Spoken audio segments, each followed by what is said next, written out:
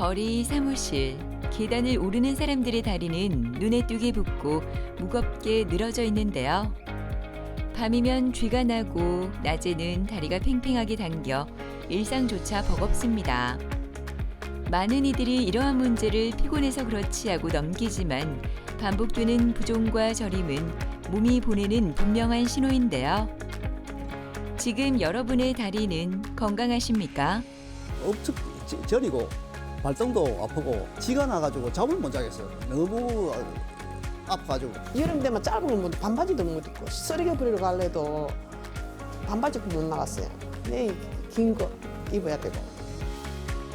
다리에 나타나는 통증, 부종, 묵직함, 뜨겁거나 시린 감각의 변화는 단순한 피로가 아니라 하지 정맥류가 보내는 초기 신호일 수 있습니다.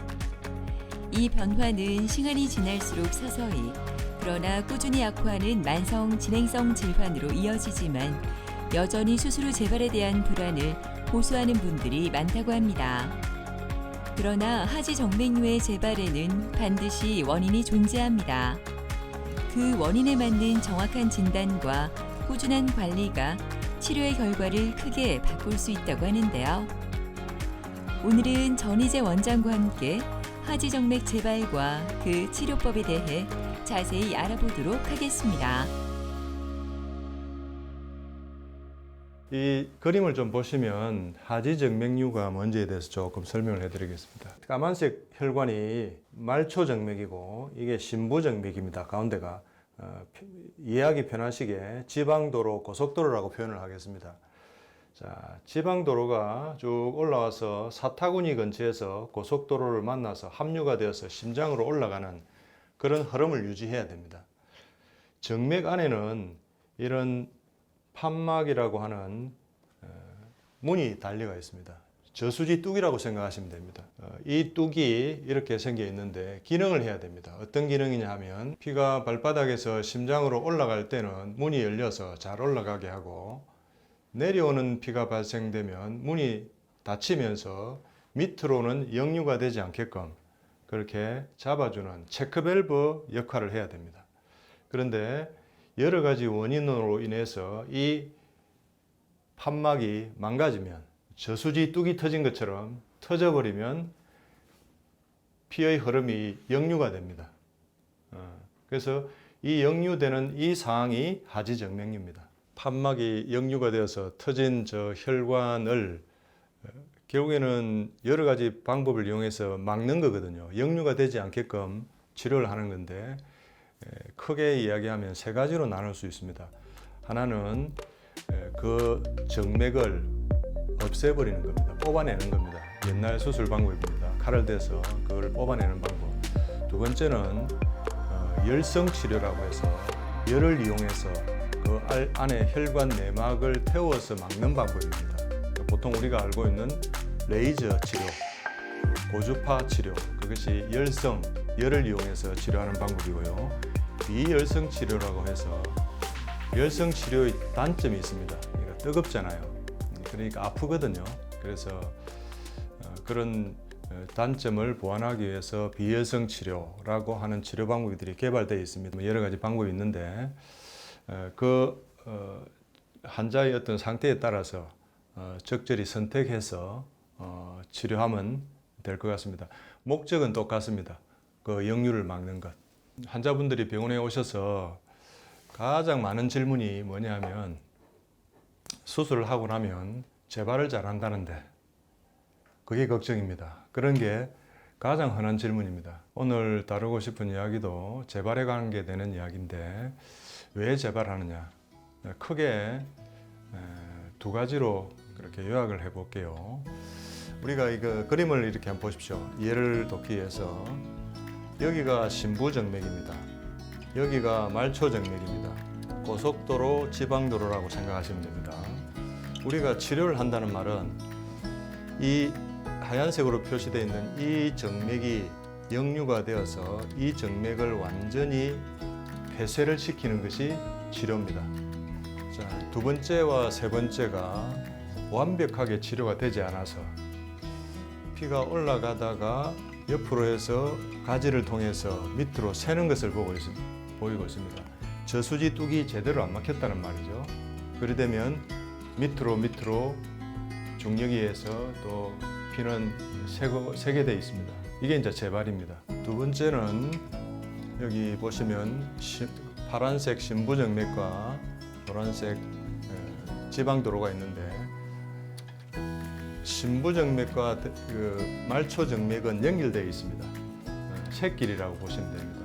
그 샛길이 역류가 되면서 새로 역류가 되면서 정맥 심부정맥의 압력이 거꾸로 말초로 전달이 되면서 새로 역류가 되는 그런 것들이 가장 많은 것 같습니다. 역류가 생기는 그 지점과 위치를 확인하고 그 자리를 다시 제대로 폐쇄를 시키는 것이 치료 방법입니다.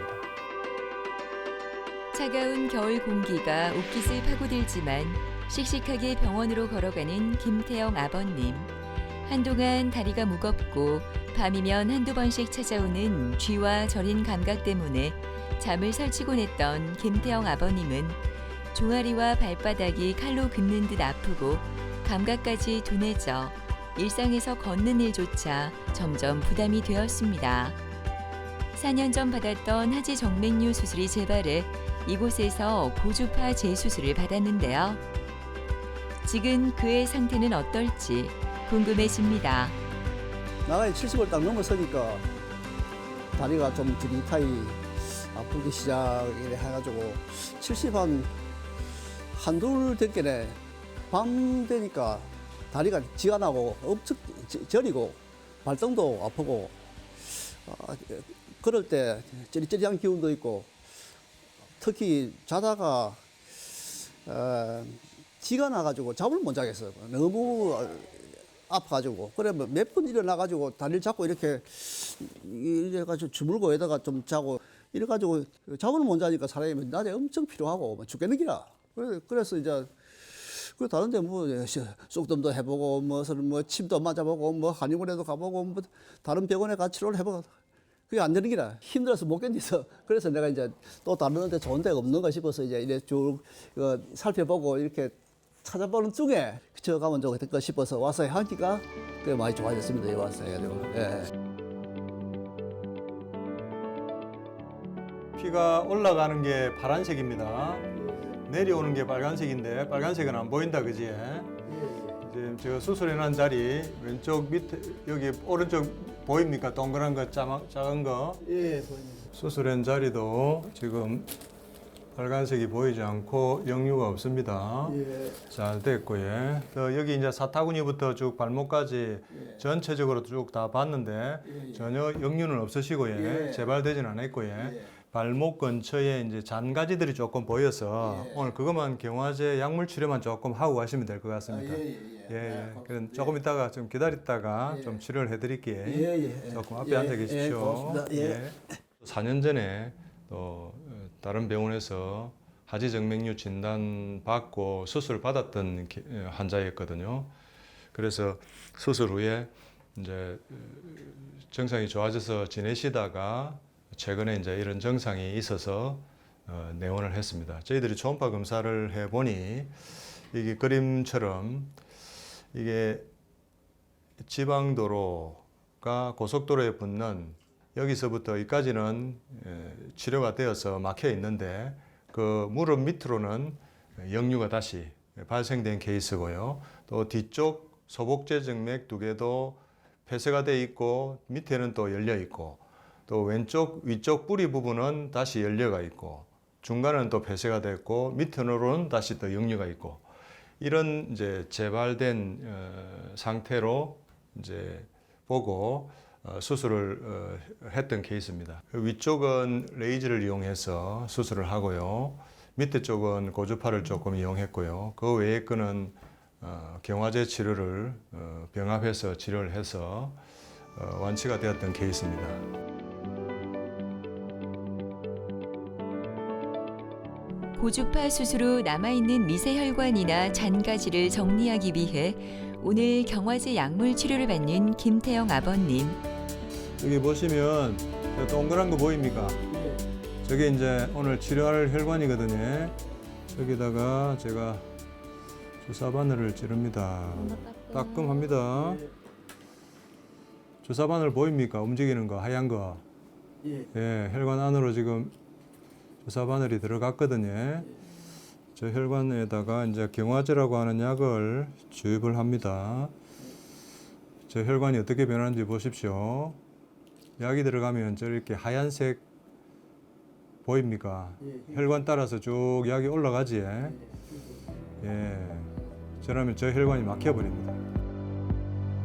경화제 약물 치료로 문제되는 혈관의 흐름을 바로 잡았다 해도 치료는 그 순간으로 끝나지 않습니다. 시간에 따라 혈관이 어떻게 안정되는지, 정상적인 순환이 잘 유지되고 있는지를 확인하는 과정이 중요한데요. 정기적인 내원 검사는 회복 상태를 점검하고 재발 우려를 미리 살피는 가장 확실한 관리 방법입니다. 이제는 저 새벽에 일어나서 지나는 걸 이제 가서 안 주물러도 되고 이제 또 발이 지리하게 퉁퉁 붓는 부흡기도 이제 많이 빠지고 좋아졌습니다. 이제 발이 이제 많이 안 부어요. 이제 이런 것도 많이 안 발 이제 괜찮다. 저는 이 많이 부는데 약간 붓기가 거의 없어 이제. 완전히 나오면 진짜 아주 낮은 산에 한번 가보고 싶은 게 소원이지. 난 한 200m 된 산이라도 그 산에 안 가도 내 마트에나 내 혼자 그 식품보통이나 사올 수 있고 또 목욕탕이나 혼자서 왔다 갔다 하면 만족합니다. 그 이상 뭘 바라겠습니까? 나가 많은데 이제 나가 이제 80도 안 돼가는데. 7년 전 하지 정맥류 수술 이후에도 다시 다리가 무겁고 붓고 시리고 화끈거리는 통증까지 겹쳐온 우영욱 씨. 튀어나온 다리 혈관과 종아리, 발바닥, 무릎으로 이어지는 통증은 걷는 일조차 조심스럽게 만들었습니다. 재발 진단 후 한 달 전 레이저 수술을 받았는데요. 오늘 수술 후 변화를 확인하기 위해 진료를 기다리고 있습니다. 다른 병원에서 하지정맥이 너무 심해갖고 아프고 몸 붓고 이래갖고 막 그래갖고 수술을 했는데 또 한 3, 4년 지나서 이게 또 재발됐는가 봐요. 제가 일을 하거든요. 서서 일을 하는데 집 오면은 다리가 이쪽에 붕 또 부었는 거라. 붕 또 붓고 막 아픈 거야. 딱딱한 게 막 풀리고 막 여름 되면 짧은 걸 못, 반바지도 못 입고 쓰레기 버리러 갈래도 반바지 입고 못 나갔어요. 내 긴 거 입어야 되고.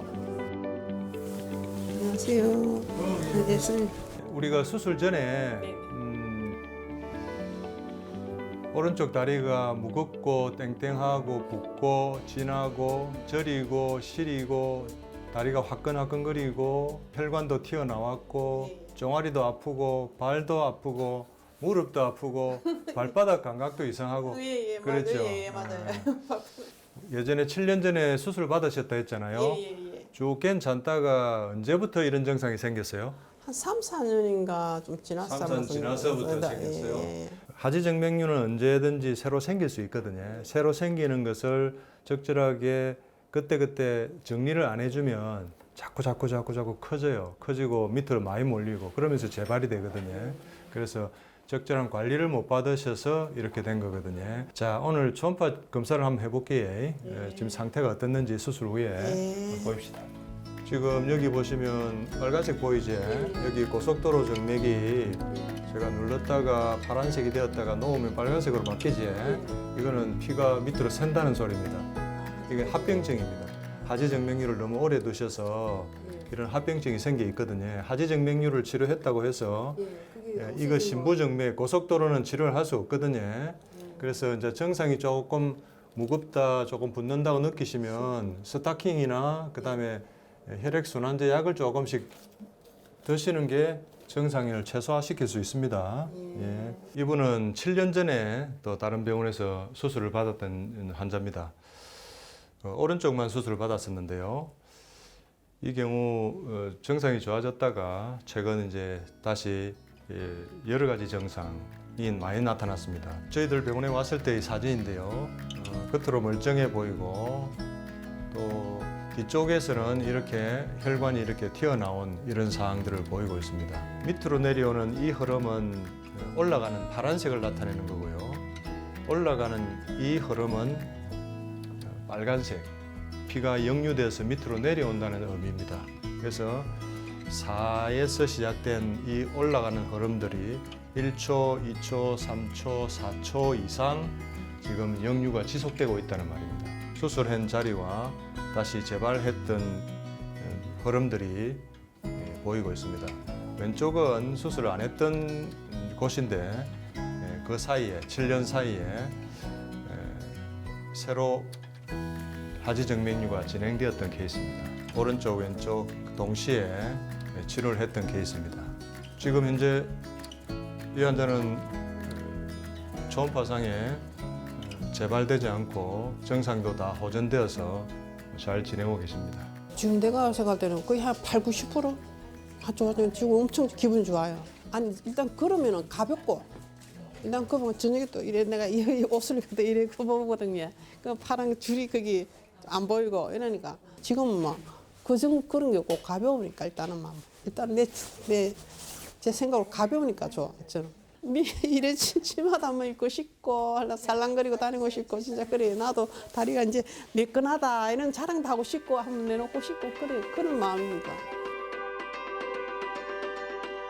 추운 날씨이지만 오늘도 건강하게 병원을 찾은 남동수 씨는 10년 동안 3번이나 하지 정맥류가 재발하며 다리는 늘 붓고 밤이면 귀와 시린 감각이 찾아와 잠을 설치기 일쑤였습니다.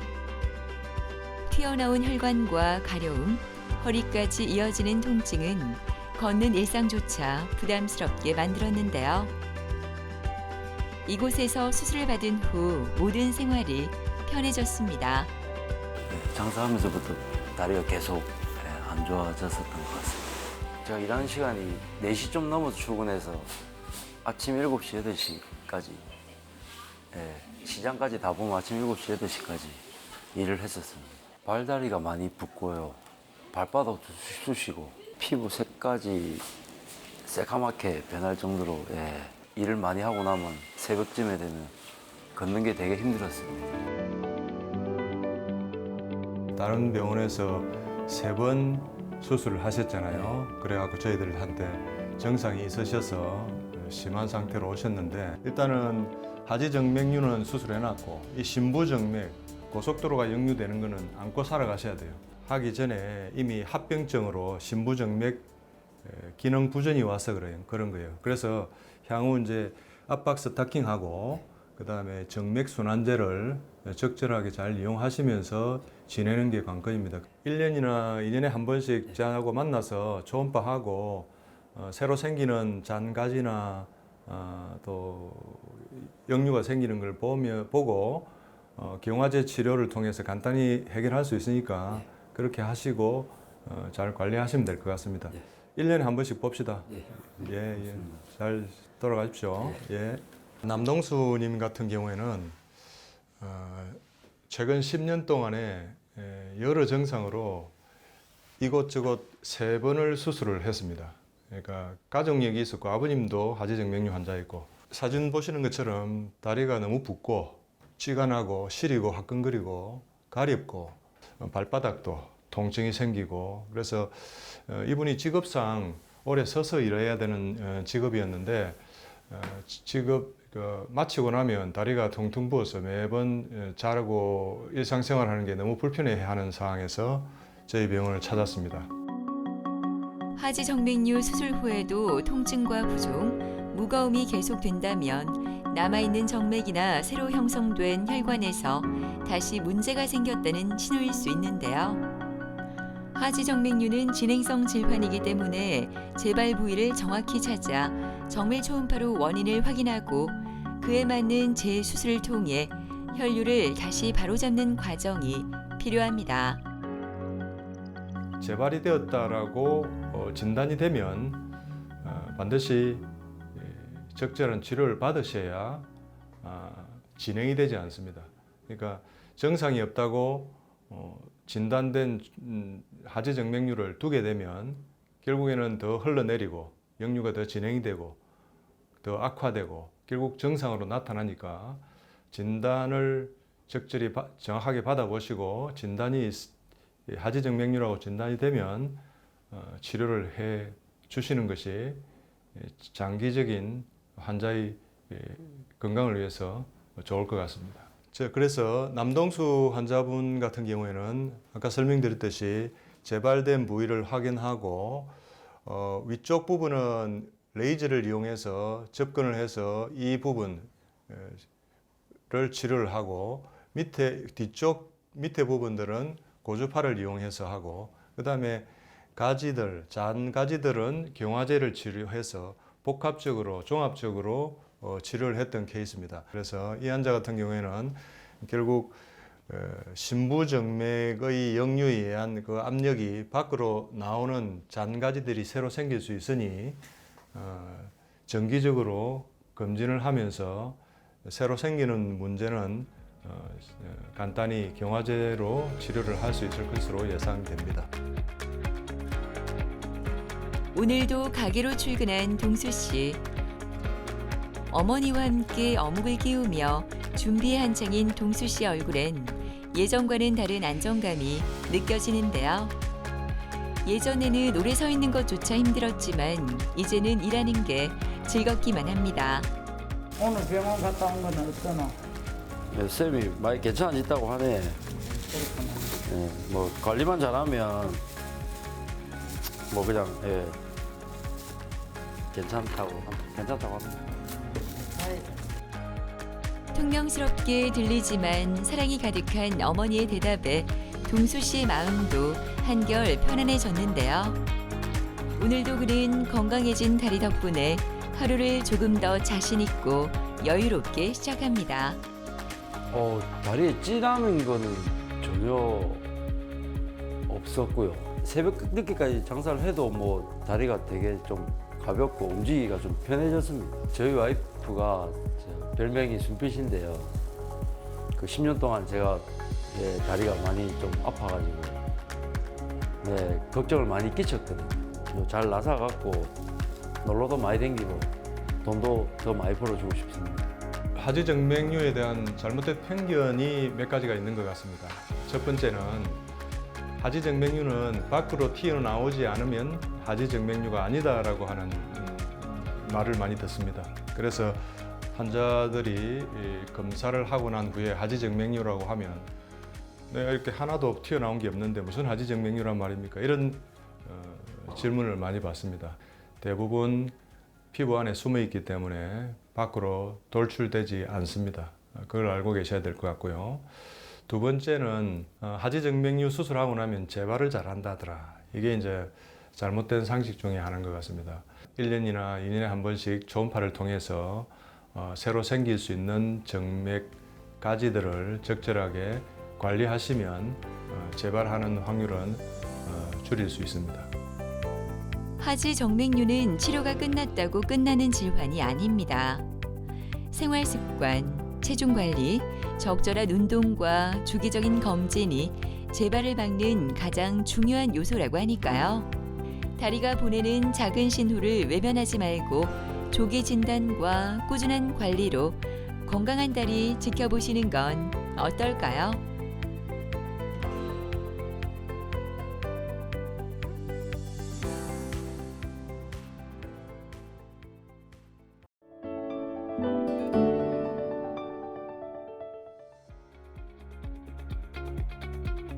하루를 시작하는 작은 동작조차 쉽지 않은 사람들이 있습니다. 계단을 오르내릴 때마다 무릎이 아프고 오래 서 있기만 해도 발목이 붓고 허리 통증 때문에 밤새 뒤척이는 날도 반복됩니다. 나이가 들어서 그러려니 하다가 어느 순간 일상 자체가 무너져 버렸다는 것을 깨닫게 되는데요. 지금 여러분의 관절은 건강하십니까?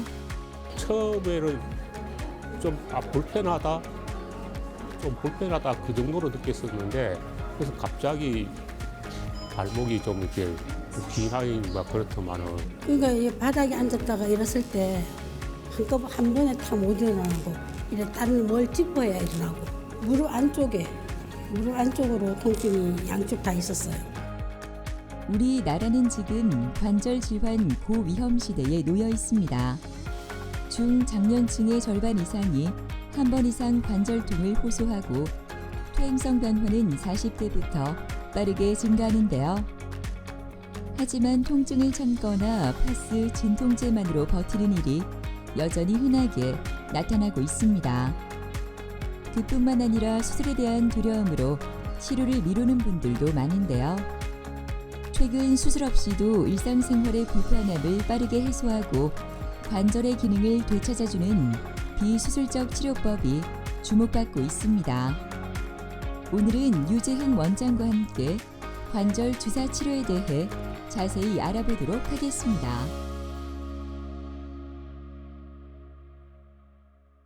크게 두 가지 이유가 있는데요. 첫 번째 이유는 고령화입니다.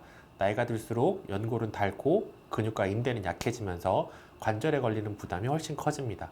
두 번째는 생활 습관인데요. 오래 앉아있는 생활, 운동 부족, 체중 증가가 겹치면서 무릎과 척추에 과부하가 걸리고 여기에다가 스마트폰, 컴퓨터 사용으로 손목, 목, 어깨 관절까지 혹사되다 보니까 관절 통증을 호소하는 연령대가 점점 젊어지고 있습니다. 관절이 아플 때 부위마다 나타나는 특징적인 신호들이 있는데요. 첫 번째 무릎 같은 경우에는 계단을 오르락 내리락 할 때 통증이 심해지고 붓고 앉았다 일어날 때 쑤시게 됩니다. 손가락과 손목 같은 경우에는 굽혀거나 펴거나 병뚜껑을 열 때 스마트폰을 오래 잡고 있을 때 찌릿하고 아프거나 뻣뻣해지는 것이 특징입니다. 허리나 고관절, 발목도 마찬가지인데요. 오래 서 있거나 걷고 난 뒤 엉덩이, 서해부, 발목 주변이 쑤시고 계단이나 내리막에서 통증이 심해지면 하중이 많이 실리는 앞에 관절들에 문제가 생겼다는 신호로 볼 수가 있습니다. 관절이 아프다고 해서 바로 수술하는 건 아닙니다. 비수술적 치료와 수술적 치료 두 단계로 나눠 보시면 되는데요. 비수술적 치료 같은 경우에는 통증과 염증을 줄이는 약물 치료, 물리 치료, 체중 조절 같은 여러 가지 관리와 더불어서 관절 내 주사 치료, 연골 주사라던가 인대의 힘줄을 자극해서 튼튼하게 만드는 프롤로 주사, 손상된 조직의 회복을 돕는 PRP 주사가 추가가 됩니다. 그래도 통증이 심하고 관절 손상이 많이 진행된 경우에는 수술적 치료를 고려하게 되는데요. 관절 내시경 수술이라든가 다리축을 교정하는 절골술, 그리고 연골이 다 닳아버린 말기에는 인공관절 치환술까지 고려할 수 있습니다. 정리하면 관절 치료는 가능한 한 비수술적 방법으로 통증을 줄이고 기능을 살리되 손상 정도가 심하고 일상생활이 어려울 만큼 아플 때는 수술로 넘어간다. 이렇게 생각하시면 됩니다. 추운 날씨에도 조심스레 병원을 향하는 안상경 씨는 요즘 발목 통증 때문에 한 걸음 한 걸음에 신경을 곤두세우게 됩니다. 발목 관절의 불안정증을 오래 안고 살아온 상경 씨. 관절이 흔들리다 보니 주변 인대와 힘줄의 과부하가 반복되었고 결국 장무지골 건염까지 이어졌습니다. 이를 치료하기 위해서는 수술을 해야 하지만 수술에 대한 두려움과 이를 해야 하는 부담감으로 보존적 치료를 선택하게 되었는데요. 제가 주로 이제 운동을 하는데 심하게 그렇게 막 하는 게 아니고 그냥 걷기 운동을 하거든요.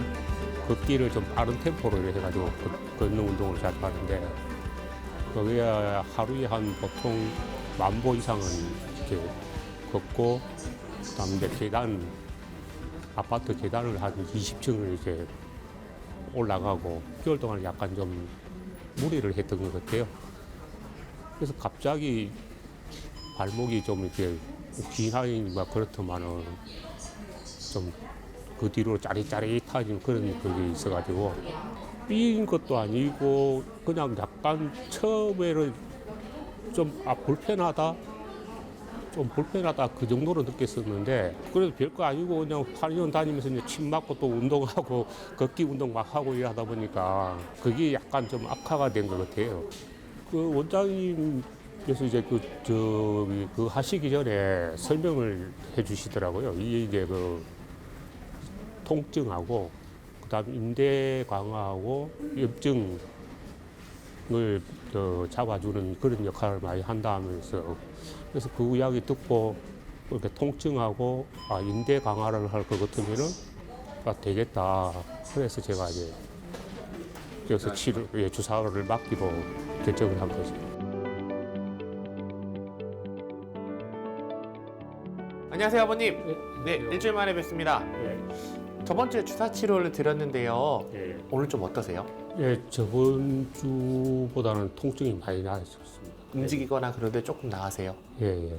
원래 운동을 좀 많이 하셨는데 한번 운동 한번 해보셨어요? 아니요, 아직까지 조금 남아 있어가지고 네. 남아 있는 거 완전 치료를 하고 나서 지금 다시 할까 싶어요. 네, 오늘 드리는 주사 치료가 한 번에 다 낫는 게 아니라 몇 네. 번에 걸쳐서 이제 인대나 발목 주변의 근육들이 회복을 도와주는 네. 거라서 한 번에 다 낫지는 않아요. 그래서 몇 번 오늘도 좀 주사를 챙겨 드릴 거고요. 네. 그래서 점점 회복이 어떻게 되는지 확인하면서 진행을 할 거고요. 그리고 오늘은 물리치료도 같이 진행을 할 거예요. 네. 저희가 이제 염증이나 이런 걸 통해서 인대를 강화시켜 드리게 하는 것도 있지만 운동을 하면서 배우시면서 그 주변의 근육들도 같이 강화를 하면서 평소에 운동하시거나 생활하실 때 그런 근육들을 잘 쓸 수 있게 하는 것도 같이 좀 알려드리도록 할게요. 네. 한번 발목 좀 한번 볼까요? 발목을 폈다 젖혔다 한번 해볼까요? 예, 여기도 좀 아프셨었죠? 여기 주변하고 하는데 여기도 제가 다시 주사를 드릴 거고요. 주변에 이쪽 근육도 같이 안 좋기 때문에 그 발목을 쓰는 그 주변 근육들에 좀 주사를 챙겨드리도록 할게요. 발목을 움직일 때 많이 인대가 강화되는 효과가 있기 때문에 그런 주사 치료가 많이 도움이 될 거고요. 그리고 이제 오늘 물리치료 받으시면서 발목을 어떻게 한번 강화시킬 수 있는지 그런 것도 같이 진행을 하도록 하겠습니다. 네, 그럼 처치실에 가시면 제가 주사 좀 드리도록 하겠습니다. 네. 원래는 환자분은 무릎 통증으로 오셨던 환자분이고요. 무릎 원래 치료를 하셨던 분이에요. 연골 주사를 해서 무릎 통증은 많이 없어지셨는데요. 무릎이 좋아지시다 보니까 활동량도 증가가 됐고 원래 운동을 좋아하시던 분이라서 이제 많이 걷다 보니까 발목이 원래 안 좋았던 게 조금 더 많이 아프다고 하셔서 발목 통증도 추가로 호소를 하셨는데요. 발목 통증을 처음에는 약물 치료, 원래 드시던 무릎 약과 더불어서 같이 챙겨드렸었는데 그래도 아프다고 하셔서 그래서 엑스레이 촬영을 했는데 좌측, 이제 우측, 이제 스트레스 테스트를 해봤을 때 좌측이 약간 불안정한 게 나왔어요. 그래서 불안정하다 보니까 주변의 근육과 인대들이 굉장히 부하가 많이 걸리게 됐고 그것 때문에 장무지굴근의 건염도 있고 또 다른 발목 주변 근육도 좀 약화가 됐다라고 진단할 수가 있었습니다.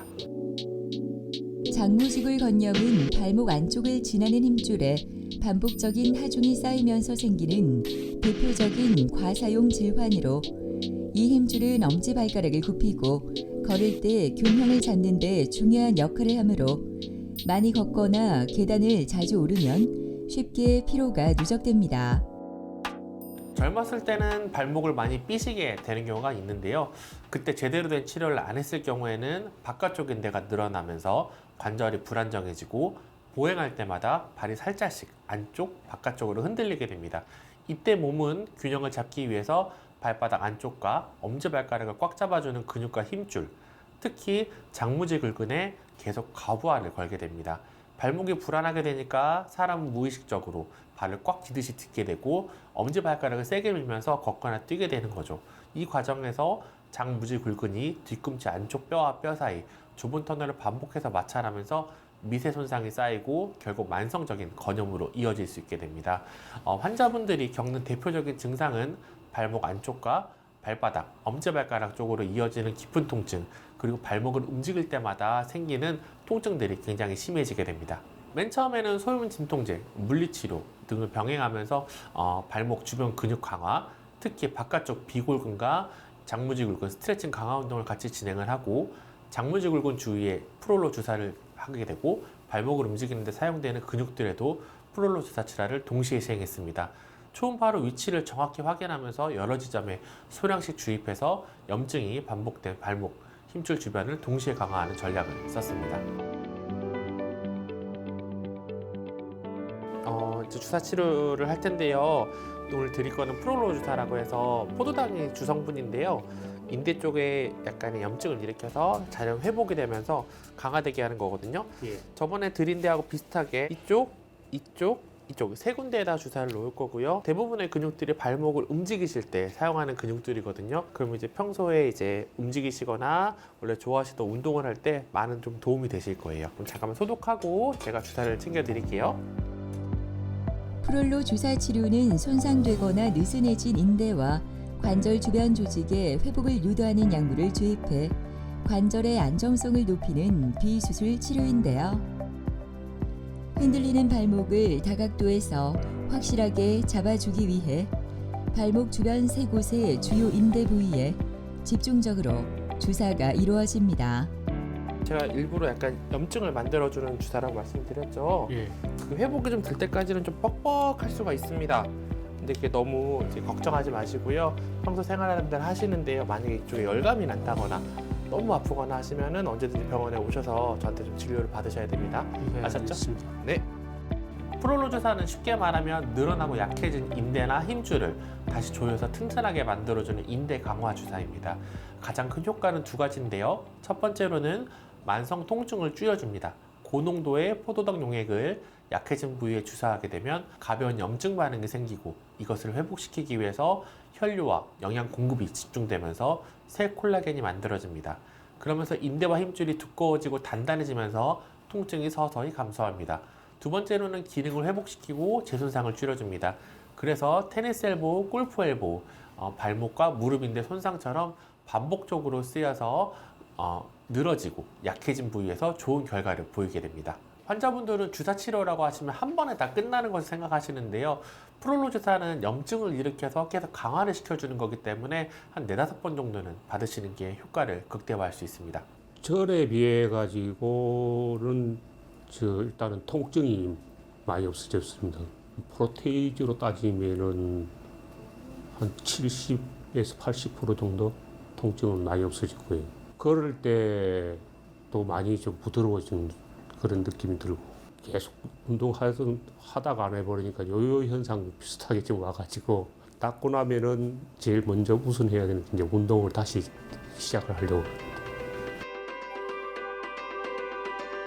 김재춘 씨는 올여름부터 시작된 무릎 통증으로 일상이 크게 흔들렸습니다. 양쪽 무릎이 모두 아팠지만 특히 왼쪽 무릎은 관절이 파여 있을 정도로 손상이 커 결국 미세 천공술을 받아야 했는데요. 수술 이후에도 반대쪽 무릎 통증은 계속 이어졌다고 합니다. 저희 집이 5층이거든요. 5층. 그래서 계단 올라갈 때 처음에는 안 아프다가 이게 시간이 지나니까 아프더라고요. 그러니까 이게 바닥에 앉았다가 일었을 때 한꺼번에 한 번에 다 못 일어나는 거. 이제 다른 뭘 짚어야 일어나고. 무릎 안쪽으로 통증이 양쪽 다 있었어요. 그러다가 이제 왼쪽이 더 심해서 그래서 병원 내원을 한 거지. 조금씩은 아팠는데 막 심하게 병원 갈 정도는 아니고 그러다가 이제 여름 되니까 좀 더 많이 걷잖아요. 그러니까 이제 아파고 점점 강도가 세시더라고요. PRP는 병원에 입원했을 때 어떤 분이 맞으시더라고요. 그래서 제가 먼저 그 얘기를 했어요. 그래서 저도 그거 하고 싶다고. 수술하는 게 이 왼쪽 다리를 6주 동안 못 걷게 하니까 그게 정말 힘들더라고요. 내 체중이 내리면 안 되니까 그게 너무 힘들어서 이쪽 수술 이제 안 하려고 그래가지고 이제 PRP를 얘기를 했던 거였어요. 내 피를 걸러서 한다는 게, 내 피를 가지고 한다는 게 그게 좋더라고요.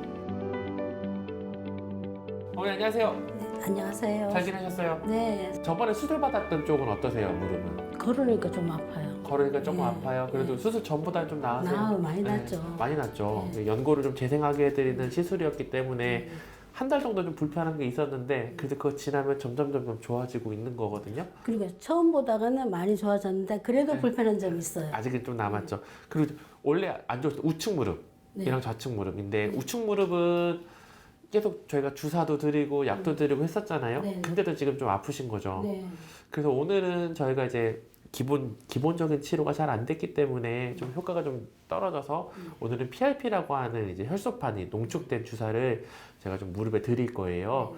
그렇게 되면 안쪽에 이제 연골이나 이런 게 조금 재생이나 안 좋은 것들이 좀 많이 좋아질 거라고 생각을 하거든요. 그럼 이거는 몇 번 해야 돼요? 이건 한 번만 하면 돼요. 한 번만 네, 하면 한 돼요. 번만 하면 돼요. 만약에 안 들었을 시 저는 이제 시술이나 이런 것도 고민을 해봐야 되는데 그러면 저희가 시술을 원래 안 하려고 했던 이유가 이렇게 연골이 파인 거가 보임에도 시술을 안 한 게 또 똑같이 4주 정도 이제 또 그거는 못 하겠더라고요. 그죠? 진짜 힘들어요. 예, 그래서 일단 이 PRP 주사가 제일 잘 듣기를 바라는 게 일단은 진짜요. 좋은 것 같아요. 이건 꼭 잘 들었으면 좋겠다. 준비되면 챙겨드리도록 할게요. 네. 잠깐만 처치실에서 계세요. 네, 알았습니다. 네. 원래 환자분은 맨 처음에는 좌측 무릎 통증으로 오셨던 분이에요. 그래서 약도 먹어보고 주사 치료를 해봤는데도 아파하셔서 MRI 검사를 했고 MRI 검사상에서 약간의 이제 연골이 좀 파열이 있었던 환자분이라서 좌측은 미세청 공술이라고 해서 연골 재생을 할 수 있는 수술을 진행을 했던 환자분인데요. 좌측을 받고 나서 우측을 좀 더 많이 쓰시게 되고 우측도 무릎이 굉장히 아프다고 하셔서 주사 치료를 해봤는데요. 주사 치료에도 효과가 없어서 환자분께는 이제 PRP 주사를 권유를 했습니다. 똑같이 좌측처럼 미세청 공술을 할 수도 있지만 4주에서 6주 정도 체중 부하가 금지가 되기 때문에 단기간에 수술을 2번 하는 건 환자에게도 좀 부담이 되신다고 생각을 해서 환자분께는 PRP 주사를 추천했던 환자분입니다. PRP 치료를 위해 검사실로 향하는 재춘 씨. 본격적인 PRP 치료의 시작은 환자 본인의 혈액을 채취하는 것부터인데요. PRP는 환자 자신의 혈액을 이용하는 치료이기 때문에 이 과정은 치료의 출발점이자 가장 중요한 단계입니다. 채취된 혈액은 곧바로 원심 분리기로 옮겨집니다. 고속 회전을 통해 혈액 성분을 층별로 분리하고 그 중에서도 조직 회복을 돕는 혈소판이 풍부한 성분만을 정밀하게 추출하는데요. 이렇게 농축된 PRP에는 연골과 주변 조직의 회복을 촉진하는 성장 인자가 집중되어 있습니다. 불필요한 성분은 제거하고 치료에 필요한 핵심 성분만을 남긴 것입니다. PRP 주사 치료는 플레이트릿 리치 플라즈마, 우리말로는 자가혈소판 풍부혈장 주사라고 부릅니다. 한 줄로 정리하면 내 피에서 회복을 도와주는 성분만 뽑아서 아픈 곳에 다시 주사해주는 치료라고 이해하시면 됩니다. 혈액 속에는 적혈구, 백혈구, 혈소판 등이 섞여 있는데요. 이 가운데서 혈소판에는 상처 회복을 돕는 성장인자들이 굉장히 많이 들어 있습니다. PRP는 이 혈소판이 많이 모여있는 혈장만 따로 농축해서 이용하는 주사입니다. 가장 큰 특징은 내 몸의 피를 사용한다는 건데요. 그래서 약물 알레르기나 이물 반응 위험이 상대적으로 적고 반복해서 맞더라도 조직을 약하게 만들 위험이 스테로이드 주사보다 굉장히 적다는 장점이 있습니다. 언니, 그럼 주사 좀 챙겨 드릴게요. 네. 아까도 진료실에서 말씀을 드렸는데 오늘 주사는 혈소판 농축이거든요. 네. 아까 피 뽑으신 거 있죠? 네. 거기서 혈소판만 농축을 했고요. 무릎 안쪽으로 잘 들어가서 아프신 거 연골이나 이런 거 좀 덜 할 수 있게 그렇게 하는 작업이거든요. 이 한 번으로 끝나면 좋겠다. 아, 저도 좋겠어요. 그리고 시술까지 안 가고 하면 더 좋은 거니까요. 네, 그래서 기존에 주시던 연골 주사랑은 또 다른 거라서 일단 좀 도움이 좀 많이 될 거예요. 원심 분리를 통해 준비된 PRP 농축액이 재춘 씨의 무릎 관절로 주입됩니다. 이 농축액에는 조직 회복을 돕는 성장 인자가 고농도로 담겨 있어 통증을 줄이고 손상된 연골과 주변 조직의 회복을 촉진하는 역할을 합니다. 주사 맞은 거라서 좀 뻑뻑할 수 있는데요. 전문가가 풀리잖아. 네, 또 좀 다르기 때문에 좀 뻑뻑할 수 있는데요. 걱정은 많이 안 하셔도 되고 혹시나 너무 붓는다거나 열감이 좀 난다거나 하면 언제든지 저 보러 오세요. 네, 아셨죠? 네. 고생 많으셨어요. 네, 감사합니다. 네. 연골 손상과 통증이 있다고 해서 무조건 PRP를 맞는 것은 아닙니다. 첫 번째 기준은 병의 단계인데요. 엑스레이나 진단에서 초기, 중기 관절염일 때 효과를 기대할 수가 있습니다. 두 번째는 기존 치료 반응인데요. 약물, 물리치료, 일반 연골 주사를 꾸준히 받았는데도 통증이 계속되거나 효과가 짧게 끝나는 분들이 PRP를 고려할 만한 대상입니다. 세 번째는 나이와 활동 수준입니다. 비교적 활동성이 높고 수술은 아직 부담되지만 일상생활, 운동을 유지하고 싶으신 분들, 특히 스포츠 손상이나 퇴행성 변화가 함께 있는 분들에게 많이 사용됩니다. 결국 PRP 선택의 기준은 연골이 아직 남아있는 초기, 중기인지 보존적 치료에 한계가 있는지 이 두 가지가 선택의 기준이 되겠습니다. 핵심은 바로 혈소판 속에 들어있는 성장인자입니다. 우리 혈액 속 혈소판에는 여러 가지 성장인자와 단백질들이 들어있는데요. 이 성분들은 세포에게 더 많이 나누어져라, 새 삶을 만들어라 이렇게 신호를 보내는 지휘자 역할을 하게 됩니다. PRP 주사는 이 혈소판을 고농도로 모아서 손상된 인대, 힘줄, 연골 주변에 직접 주입합니다. 그러면 성장인자가 세포 증식과 콜라겐 생성, 새 혈관 형성을 촉진해서 조직 재생을 돕고 염증을 줄이면서 통증도 함께 완화될 수 있게 해줍니다.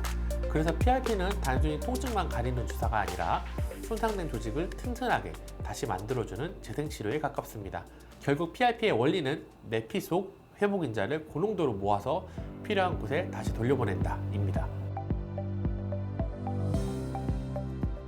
PRP 주사 치료를 받은 후 재춘 씨는 무릎의 움직임을 회복하기 위한 도수 치료를 이어갑니다. 관절의 정렬을 바로잡고 움직임의 범위를 조금씩 회복시켜 걸을 때 무릎이 받는 충격을 줄이는데 그 목적이 있습니다. 재춘 씨처럼 수술 후 잔여 통증이 남아있거나 보행이 부자연스러워진 환자에게 이 과정은 큰 도움이 된다고 합니다. PRP 주사 치료는 손상된 조직의 회복을 돕는 재생치료로서 염증을 줄이고 세포 재생을 촉진하는 효과가 있습니다. 하지만 이 주사만으로는 근육이나 관절의 불균형이 완전히 해결되지 않는 경우가 많습니다. 이래서 도수치료를 병행하면 회복 속도와 치료 효과를 더욱 높일 수가 있습니다. 도수치료는 굳어진 근육과 관절을 섬세하게 풀어주고 잘못된 움직임 패턴을 교정해주는 재발을 막는 데 도움이 됩니다. 즉, PRP 주사로 손상된 조직의 회복을 촉진하고 도수치료로 그 주변 구조를 안정화시켜야지만 완전한 기능 회복이 가능해지는 건데요. 두 치료를 함께 진행하면 재활 기간도 단축되고 일상으로 빠르게 복귀할 수 있게 됩니다. 전하고 후하고 좀 편해요. 전에가 좀 강도가 4였으면 지금 1에서 반 정도. 통증도 많이 사라지고 걷기가 많이 편해요. 다리 아플 때는 산이고 어디 아무 데도 못 갔었거든요. 진짜 친구들하고 백화점도 못 갔어요. 가기도 싫고 그랬는데 이제 다리가 안 아파지면 이제 집이 5층이니까 5층까지 운동도 하고 싶고 그래도 뒤에 복례산 가서 산도 좀 타고 싶고 친구들하고 백화점 가서 쇼핑도 하고 싶고 그렇습니다. 오늘 언급드린 주사 치료들은 아픈 부위를 잠깐 마비시키는 주사가 아니라 내 몸의 회복력을 끌어올리는 회복 인자를 모아서 손상된 관절과 힘줄에 다시 돌려주는 내 몸을 이용한 재생치료라고 보시면 되겠습니다. 하지만 이런 주사 치료는 아프신 부위가 어느 상태인지 정확한 평가 후에 시행하는 것이 굉장히 중요합니다. 정확한 단계 평가는 영상 검사와 전문의 진찰이 필수이므로 환자분들 혼자 결정하지 마시고 가까운 병원과 정형외과에서 꼭 상담을 받아보시길 바랍니다. 관절은 한번 손상되면 회복에 긴 시간이 걸립니다. 하지만 좀 더 빨리 관심을 가지고 적절한 치료를 받으면 통증 없이 다시 움직이는 삶을 되찾을 수 있다고 하니까요. 작은 통증이라도 외면하지 말고 우리 몸에 더 많은 관심을 기울여 보시는 건 어떨까요?